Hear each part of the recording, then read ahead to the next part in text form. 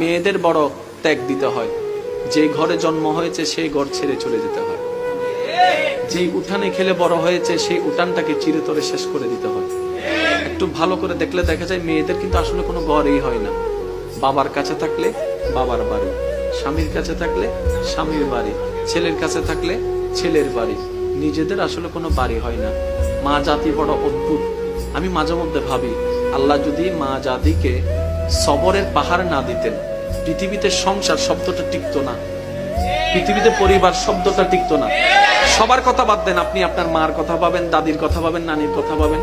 আমাদের মা, আমাদের দাদি, আমাদের নানি যে ত্যাগটা দিয়েছেন, যে সহ্যটা করেছেন, ওনারা যদি অধৈর্য হতেন আজকে কারো পরিবার কিন্তু ঠিক থাকতো না। সেজন্য আল্লাহ পাক তাদের অন্তরকে ধৈর্যের পাহাড় বানিয়ে দিয়েছেন। সুবহানাল্লাহ। এগুলা ওনাদেরকে বেতন দিয়ে কিংবা ওনাদেরকে বিনিময় দিয়ে এটার নিয়ামত পাওয়া যাবে না, এটা শুকরিয়া আদায় করা যাবে না। সেজন্য আমি অনুরোধ করব, সন্তানরা মা বাবার প্রতি আন্তরিকতা শ্রদ্ধা রাখুন, স্বামীরা স্ত্রীর প্রতি মায়া ভালোবাসা রাখবেন, মুরব্বীদের প্রতি শ্রদ্ধা রাখবেন।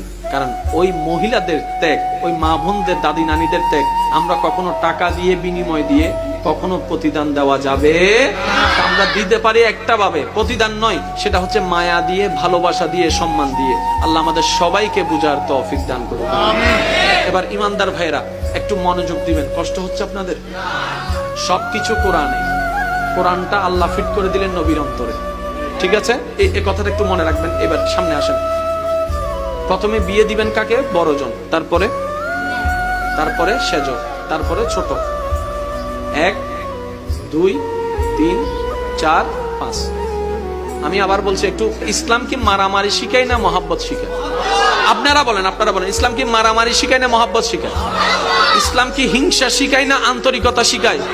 আরে ইসলাম তো সেই ধর্ম, নবী রাহমাতুল লিল আলামিনকে যখন তায়েববাসীরা পাথর দিয়ে স্বাগতম জানিয়েছে, নবী রাহমাতুল লিল আলামিন বদদুয়া দেওয়ার বদলতে দোয়া দিয়ে ফেরত এসেছেন। সুবহানাল্লাহ।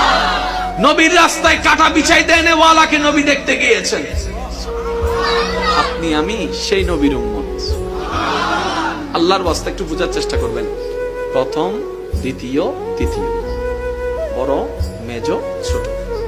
বিয়ের সময় বড়, মেজ, ছোট, এই নিয়ম সহজে ভাঙ্গা। আমরা সবাই আল্লাহর বান্দা, আদম নবীর উম্মত, আল্লাহর বান্দা। বান্দা হিসেবে আমরা সবাই এক, কিন্তু উম্মত হিসেবে কিন্তু আমরা ভিন্ন ভিন্ন। এবার বলেন তো, উম্মতের ভিতর সবচেয়ে বড় ভাই কার নবীর উম্মত? আদম নবীর।